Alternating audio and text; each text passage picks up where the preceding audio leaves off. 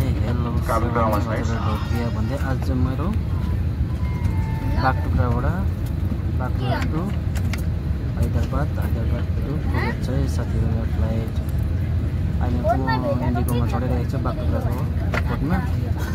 अब चाहिँ हामी पिकअप पुग्नेवाला छौँ र हैदराबादमा पुगेर तपाईँहरूलाई पनि त्यहाँको केही अपडेटहरू देखाउँछु साथी हो। म पुगेको हुन्छ साथी हो, म तपाईँलाई अपडेट गरिरहनेछु मेरो रुमसम्म कुवेतको। हस् त साथी ल साथीहरू, अहिले चाहिँ हामी खानासाना खाएर चाहिँ एयरपोर्टभित्र पसिसकेको छौँ। सो अर्डर परिरहेछ, त्यही भएर चाहिँ हामीहरू दुईजना भिडियो बनाउँदै यता बहिनीले फोटो पनि खिचिरहेको साथी हो। यो चाहिँ हाम्रो बहिनी रहेछ, एरोस रहेछ इन्डिगोको। यहाँ दिदीको चाहिँ बहिनी हुनुहुँदो रहेछ। तपाईँको नाम त के भन्नुभयो? अनिता। यहाँ नानाको चाहिँ बहिनी हुनुहुँदो रहेछ।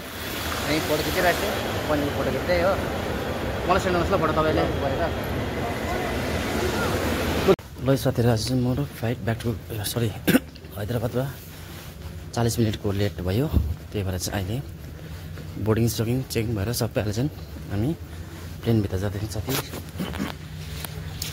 आज अलिक ढिलो पुगार्नु पर्छ कुवेतमा हो साथी हो। अहिले चाहिँ टक्कै हामी बोर्डिङ सोर्डिङ भएर ल हस् त साथी ल साथी। ल साथीहरू, म चाहिँ अहिले हैदराबादको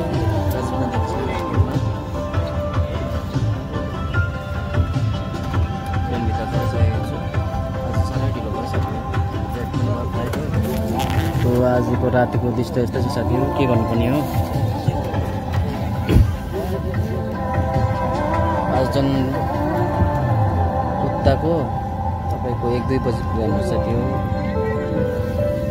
इन्डियाको बिहानताखातिर पस्नु, बिहानताखा पुग्नु साथी हो। ल अब तपाईँलाई बाटोमा पुगेर 3 hours later. Hi hello good morning हजुरहरूलाई सेवानी ढोकिया भन्दै साथी हो। म चाहिँ अब मेरो काम गर्ने जग्गा डेस्टिनेसन आइपुगेँ साथी हो।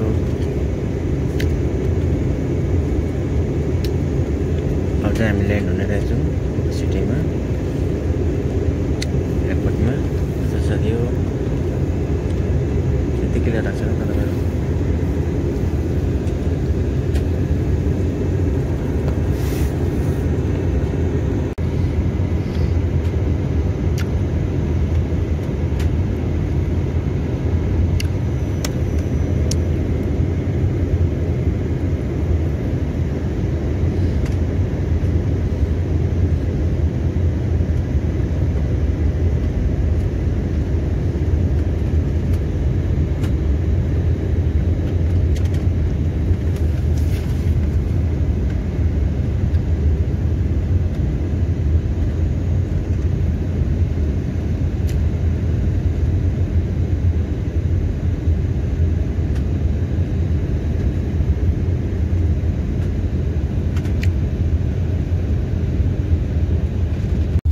साथी म चाहिँ अहिले फाइनली रुममा पुग्न आँटिसकेँ साथी हो।